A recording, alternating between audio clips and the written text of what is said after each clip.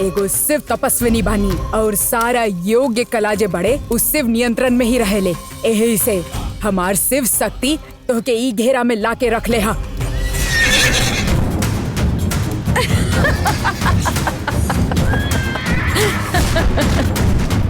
माया पूर्वी तंत्र विद्या अब हमार घेरा के बंधन में फंस चुकल हा। खाली माया पूर्वी विद्या ही ना, तू भी ई घेरा के बाहर निकल के ना जा सकेला। हमार भैया खातिर जौन भी कार्य हम करत रहनी उ कार्य के तू बिगाड़ देला।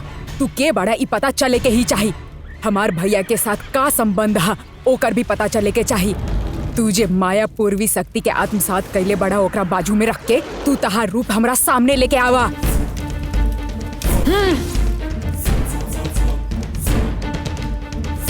ई अदृश्य रूप छोड़ के हमरे सामने आवा। तू तहार असली रूप लेके हमरे सामने आवा। अब चेहरा काहे छुपा रहल बड़ा?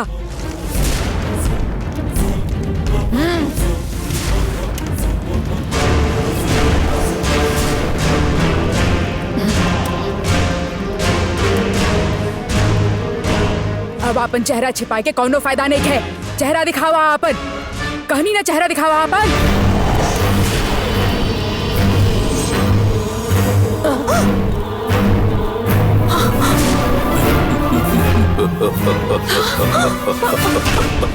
भैया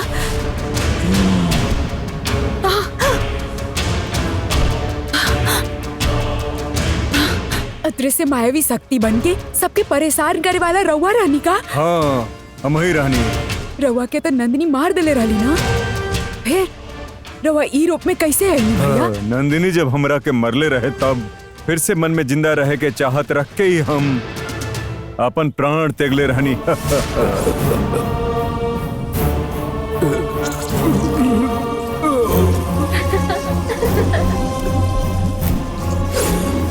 हम एगो शुद्ध ब्रह्मचारी हई। शास्त्र मांत्रिक ज्ञान प्राप्त करे का हमारा आखिरी इच्छा हमरा आत्म शक्ति के भड़कौलस।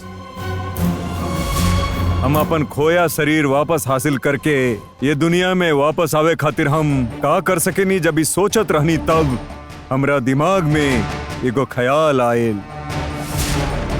वन देवी का तीनों ही काल चक्र मिलला के बाद वो काल चक्र के शक्ति के जरिए हम वापस जिंदा हो सकेने बात का हमरा विश्वास रहे। काल चक्र पावे खातिर हमके शक्तिशाली योग विद्या का जरूरत रहे। वो शक्ति के आत्मसात करे खातिर योग कला के खातिर हम खुद के समर्पित कर देले रहनी। हम संतन के जीवित समाधि ढूंढे खातिर आत्मा के रूप में भटकत रहनी। तब्बे हम श्री मंगलम नाम के एक गांव में 1 लाख योगी कला सीख के जिंदा समाधि लेवे वाला महालिंगम स्वामी जी के जिंदा समाधि के ढूंढ निकलने।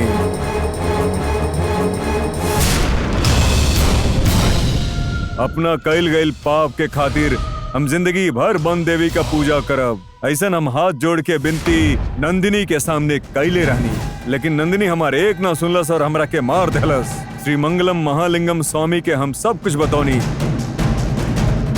तबू हमरा के काल चक्र पावे खातिर शक्तिशाली महाकला सीखे के बतौनी। श्री मंगलम महालिंगम स्वामी जी हमरा पर दया कैनी और हमरा के माया पूर्वी तंत्र विद्या का उपदेश देनी। तब से हमारा आत्मा मायावी शक्ति के रूप में बदल चुकल बिया। हमरे आत्मा के मायावी शक्ति के रूप में बदलला के बाद नंदिनी जन वन देवी के पास काल चक्र पहुंचौले रहो कि हम निकाले खातिर गई लानी। वही समय वन देवी के दर्शन करे ओंकार आयल है और हमरा के रोक देलस। हम ओकरा के मार देनी, ओकर इल्जाम नंदिनी के ऊपर डाल देनी।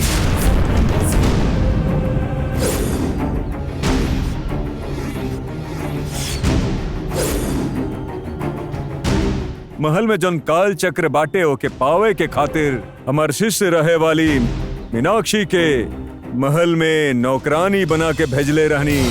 मीनाक्षी का इस्तेमाल करके नंदिनी हमार पता लगावे के कोशिश कैले रहे। नंदिनी के हमारा बारे में पता न चले ये लिए हमके मीनाक्षी के भी मारे के पड़ल।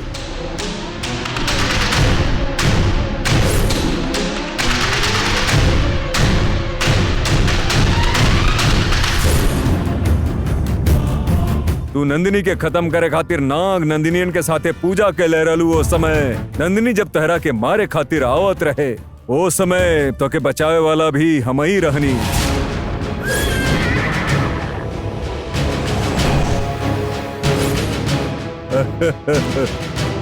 रवा ही मायावी शक्ति बानी। ई रवा के हमके पहले बता देव के चाहत रहे ना। रवा हमसे काहे छिपैनी भैया? अगर हमरे बारे में केहू को पता चलल तो हमार सीखल गईल माया पूर्वी विद्या खत्म हो जाई, ऐसा योग का नियम रहे, ये लिए हम बता ना सकत रहनी। अच्छा, यही से हम जब राउर पिंडदान करत रहनी तब रवा खुद ओकरा तहस नहस करके चल गए रहनी बानो। योग कला में घूमे वाली आत्मा के खातिर पिंडदान करे के शास्त्र दुश्मन के समान होखेला। यही लिए हम तो के पिंडदान करे खातिर रोकत रहनी। हमरा इतना सतर्क रहला के बावजूद तू अपना होशियारी से हम ही मायावी शक्ति हई तू ढूंढ निकललू। तू हमार छोटी बहन भैला के बावजूद भी तू हमरा के हरा देहले बाड़ू। गौर से सुना माधवी, हमके हरा के तरह के कुछ न मिली। वो नंदिनी के हरावे के होखी। हमके खत्म कैला के बगैर नंदिनी के पास काल चक्र ना पहुंचावल चाहताड़ू। यही लिए वो नंदिनी तीनों काल चक्र उस सैनागी के पास रख ले बिया, तो के वो निकाले के होखी। नंदिनी के पास जे काल चक्र रखल रहे ओकरा में से एक गंगा लेके चल गए बिया। अब नंदिनी के पास खाली 2 गो काल चक्र है। अच्छा, ऐसा न का फिर नंदिनी के पास वो 2 गो जौन काल चक्र बा के हासिल करे के पड़ी। गंगा के पास रखल गए काल चक्र हमनी कभी भी ले सके नहीं जा। करतानी भैया, तीनों काल चक्र के शक्ति के वजह से रवा पहले जैसे जिंदा वापस आ सके नहीं तो हम ओकरा जरूर हासिल करब। हमार पूरा शक्ति के इस्तेमाल करब और तीनों काल चक्र कैसे भी करके हासिल करब और रवा के ई धरती पे जिंदा वापस लेके आई भैया। रवा खातिर जे प्यार है ओकर कसम खा के कहतानी भैया। रवा के बारे में इतना सब कुछ जाने के बाद राउर आत्मा ऐसा रूप में ना रहे के चाहिए। रवा माया पूर्वी शक्ति के वो अदृश्य रूप में ही रही। जब हमके काल चक्र मिल जाए ओकरा बाद हम रवा के बुलाई। बहुत अच्छा लग रहा बा माधवी, हम चल रहल बानी। भैया बहुत जल्दी आइया भैया।